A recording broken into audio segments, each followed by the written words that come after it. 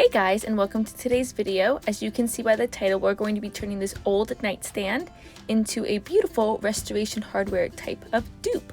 Now, I didn't just do the nightstands, I did the bed and the dresser, which you'll see at the end.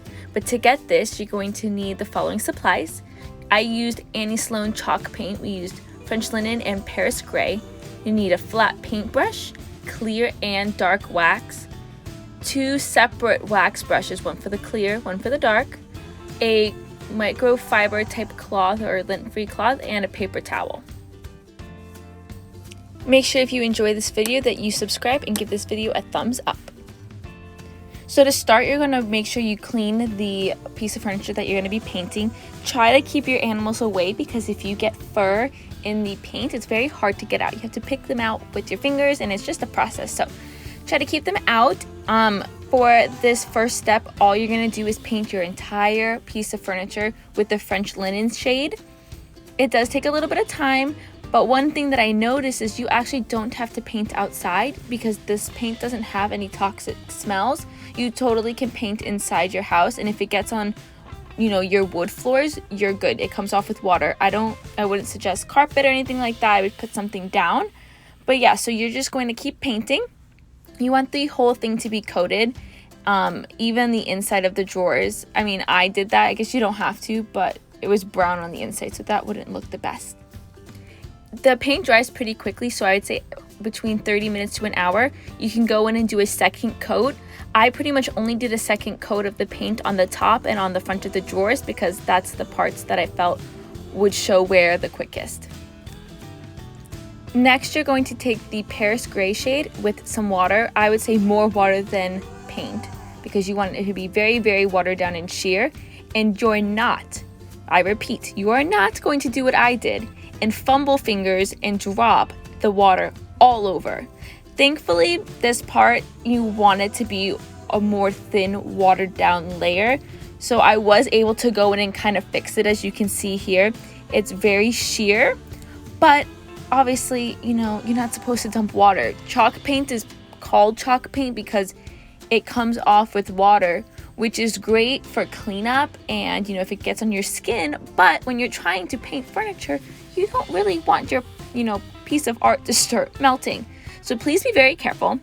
You can see here I'm taking a paper towel and I'm doing brush strokes to kind of give it a weathered, watered, I don't even know what the word I'm looking for is, but you get the idea where it looks weathered and washed out.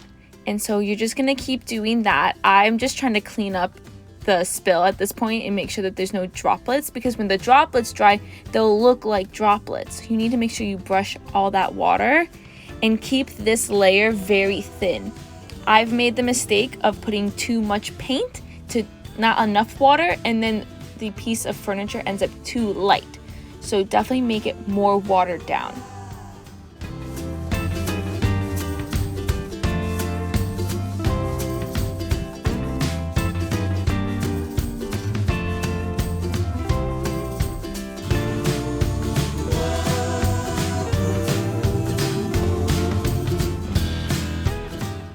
For this step as well, you want to make sure that you're not applying too much pressure, because the more pressure you apply, that water is going to go more into the first layer that you did, and it might start to pull it out, and then you'll start to see the furniture underneath. You can go back over and fix it, but obviously it's one more step that you have to take, so just be very careful.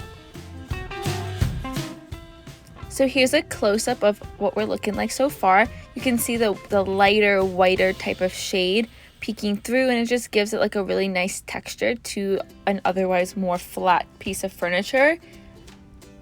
Just check to make sure that you don't have any of the brown wood showing through at this point in the step, because soon you're going to be sealing it, and once you seal it, yes, you could paint back over it, but then you would have to seal it again, and there's no point in making more work for yourself. So just give an extra look, wipe a little bit of paint where it needs it, and then you're good to go.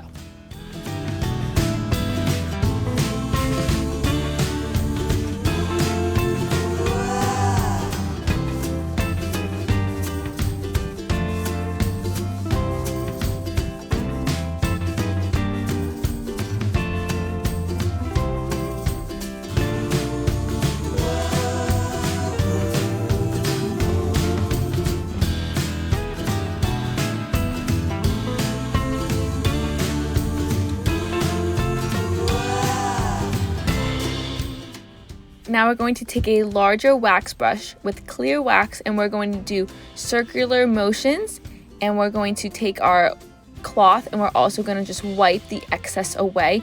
Take your time with this because this is the process that I found the most difficult, because it's just different than anything I've done. You really need to be patient. And once that all dries, you're going to let that clear wax dry for a full 24 hours before you go in with this dark wax.